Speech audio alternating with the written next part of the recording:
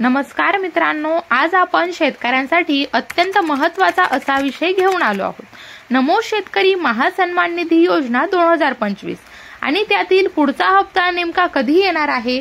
बऱ्याच शेतकऱ्यांना प्रश्न पडले आहेत, हप्ता येणार की नाही, माझ्या खात्यात जमा झाला नाही तर कारण काय असू शकतं, ऑनलाईन पद्धतीने मी पात्र आहे की नाही, याच्याशी संबंधित सर्व महत्त्वाची अशी माहिती, अपडेट्स आणि प्रक्रिया आपण या व्हिडिओमध्ये टप्प्याटप्प्याने समजून घेणार आहोत। त्यामुळे व्हिडिओ शेवटपर्यंत नक्की पहा।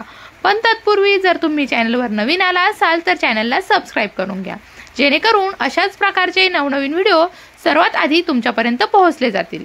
सर्वप्रथम मित्रांनो, हे समजून घ्या की पीएम किसान सन्मान निधी आणि नमो शेतकरी महासन्मान निधी योजना या एकमेकांशी जोडलेल्या आहेत। पीएम किसान योजनेचा हप्ता वितरित झाल्यानंतर त्यातील पात्र लाभार्थ्यांनाच महाराष्ट्र सरकारतर्फे नमो शेतकरी योजनेचा हप्ता हा दिला जातो। म्हणजे जर तुम्ही पीएम किसान मध्ये पात्र आहात तर तुम्ही आपोआप नमो शेतकरी योजनेसाठी पात्र ठरता। अलीकडेच पीएम किसान योजनेचा 20वा हप्ता वितरित झाला आहे आणि त्याच्या आधारानेच नमो शेतकरी योजनेचा 7वा हप्ता देण्यासाठी तयारी सुरू आहे। बऱ्याच जणांचा प्रश्न आहे की पीएम किसानचा हप्ता आल्यानंतर नमो शेतकरी हप्ता उशिरा का येतो। कारण असं की प्रथम पीएम किसानच्या लाभार्थ्यांची यादी पोर्टलवरून घेतली जाते, त्यानंतर किती शेतकरी पात्र आहेत हे तपासलं जातं। पुढे त्या संख्येनुसार राज्य सरकारकडून निधीची मागणी केली जाते। शासन निधी मंजूर केल्यानंतर जीआर काढते, त्यानंतरच डीबीटीच्या माध्यमातून शेतकऱ्यांच्या खात्यामध्ये पैसे जमा होतात। त्यामुळे वेळ लागतो आणि हप्त्याचा विलंब होतो। आता महत्त्वाचा मुद्दा म्हणजे 7वा हप्ता कधी येणार।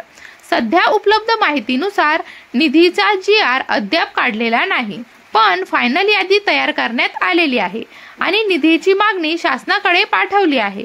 तज्ञांचं म्हणणं आहे की 22 ऑगस्ट 2025 पर्यंत हा हप्ता वितरित होण्याची शक्यता आहे, मात्र अधिकृत तारीख जीआर आल्यानंतरच घोषित केली जाईल।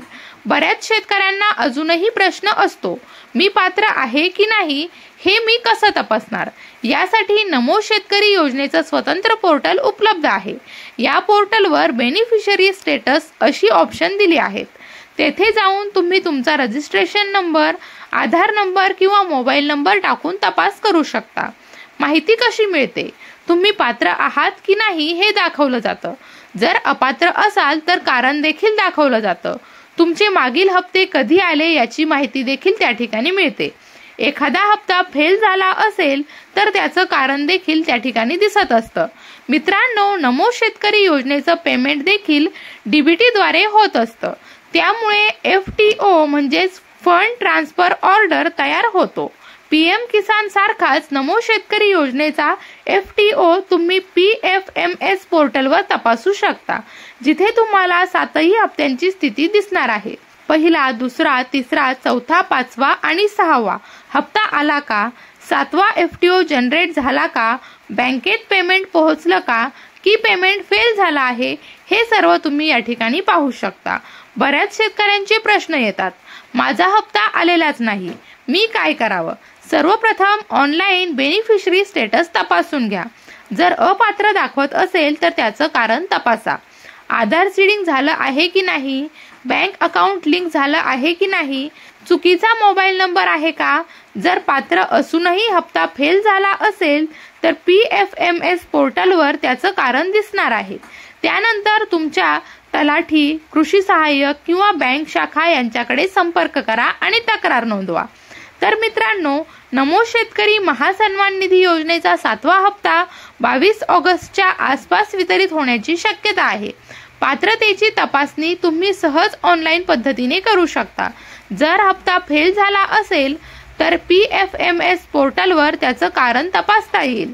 आणि एक महत्त्वाची गोष्ट, अधिकृत तारीख ही फक्त जीआर आल्यानंतरच कळणार आहे। हा व्हिडिओ उपयुक्त वाटला असेल तर लाईक करा, तुमच्या शेतकरी बांधवांपर्यंत शेअर करा आणि खबर लाईट यूट्यूब चॅनलला सबस्क्राइब करून ठेवा, जेणेकरून अशा महत्त्वाच्या शासकीय योजनेचे अपडेट्स तुमच्यापर्यंत सर्वात आधी मिळतील। भेटूयात नवीन माहितीसह, नवीन अपडेटसह। तोपर्यंत धन्यवाद।